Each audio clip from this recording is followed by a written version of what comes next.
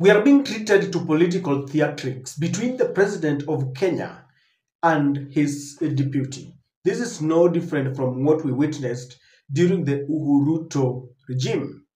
And sometimes I have a feeling that this is a well choreographed plan to ensure that these people manage us for a period of now 3 years till 2027. Because during Uhuru complained that Ruto had started running ahead of his time instead of waiting for him to hand over the baton. Today, William Ruto, while speaking in Nyeri, in a church event where Rigathi Gachagua boycotted, Ruto is saying that we should stop campaigning. In other words, he's accusing his deputy of starting early campaigns. But the question that many Kenyans are asking is, for how long are we going to stay with this kind of political shenanigans? Because these people know what they're doing.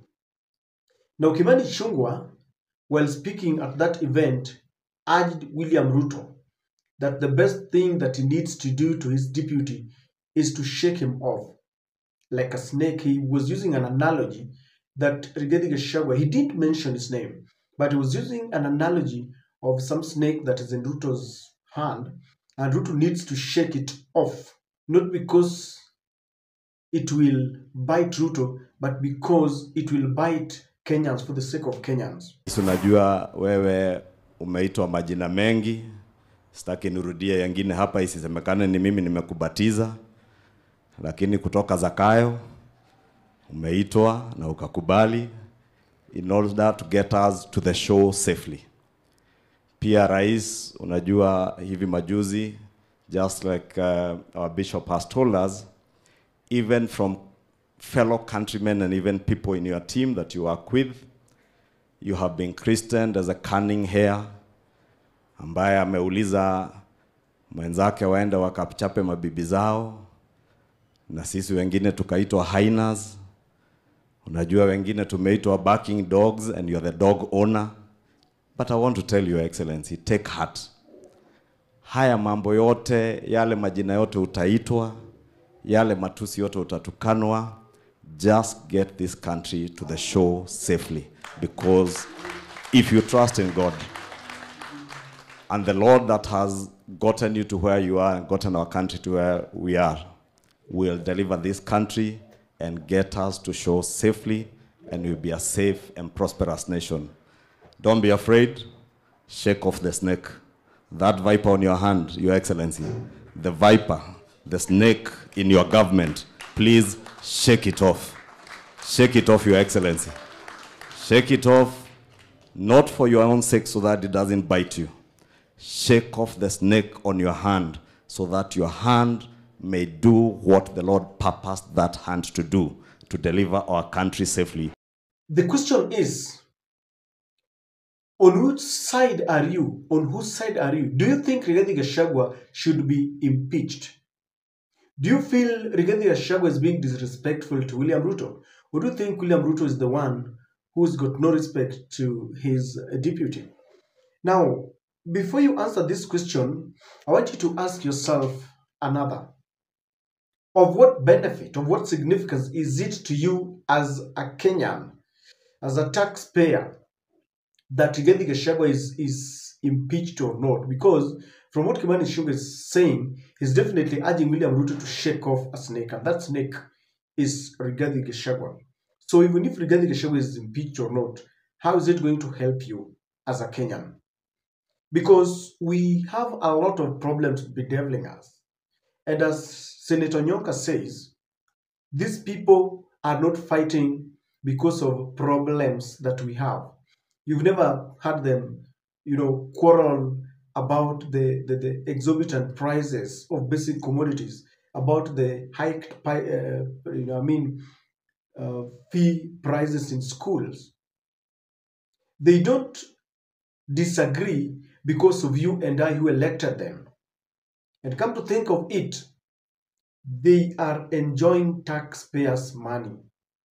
I mean, Ayub, let me ask you, why is it that every 2.5 years you have a fight within the presidency? The deputy is fighting with the president every 5 years. Look at the elections. It is because people are fighting over the loot. This is not about policy. Vice President Gachagua is not fighting William Ruto because they have disagreed on the medical policy, or they have disagreed on what to do with our youths in terms of what is their employment targeting and what is the employment strategies, what companies are we intending to come as, are we intending to look for so that they can come and set up factories here so that our kids can get jobs. It is very true that their fight does not concern us. It is not about us. It is about them. It is about the looting spree. It is about someone has requested for an amount of money to refurbish his office. The other one does not want as much billions as the other. It is about who will become who in 2027. It is not about you and I. And this is why we are being urged to be very careful not to take sides in this political battle, because we are not at the center. If they were fighting because of the school fees, fighting about the basic commodities, fighting about the jobs that they're about to create, we would be happy. We would join them. But this is their road. So, ladies and gentlemen, the question is, what are we supposed to do? Because all these are sideshows. And I want to give you 3 reasons why I believe that we don't get into this battle, but we need to take action. Number 1, we need to demand accountability from this government. You see, people like Morara Kibasu, what other fellow Kenyans are doing, they demand accountability. It starts with you at the ward level, where you demand accountability for the MCA because you elected them. They are being paid heavily by your money. So we need to demand an accountability, because it is always the oppressed that will demand for freedom. So we need to look for that accountability, to put the government to check, because the institutions that were meant to help us sometimes are not doing enough, even though I believe the independent offices like the Office of the Controller of Budget and the Office of Auditor General are doing a good job. There are other offices like the Law Society of Kenya, Kenya National Human Rights Commission, they're doing a good job, but we also need to support them. Number 2, we need to continue with sensitization, where you enlighten your fellow Kenyans about the Constitution, about their rights, about what they need to do, so that we grow together, because we are still fighting ignorance, diseases, and poverty. Those were the dreams of our forefathers. So you need to sensitize your fellow Kenyans. Number 3, we need to ensure that we register as voters. All this noise will continue. It will continue as long as we don't take votes. You need to be registered as a voter, and then come 2027, we need to wake up very early in the morning and vote all this political class and wipe them out from the political scene, because if we are not careful, this shenanigans is going to continue. Today it is now Gachagua. They are in disagreement with William Samoei Ruto.